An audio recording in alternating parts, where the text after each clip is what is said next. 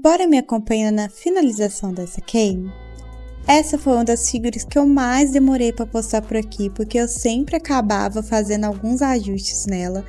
Também foi uma das que eu menos consegui gravar o processo, já que teve várias etapas. Na pele eu quis caprichar bastante nos detalhes, colocando pintinhas, veias bem suaves para valorizar.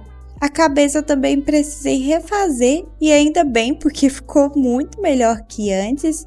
Na roupa eu quis dar um brilho a mais, para dar um destaque no visual dela. A base também deu um trabalhinho ali, principalmente as letras.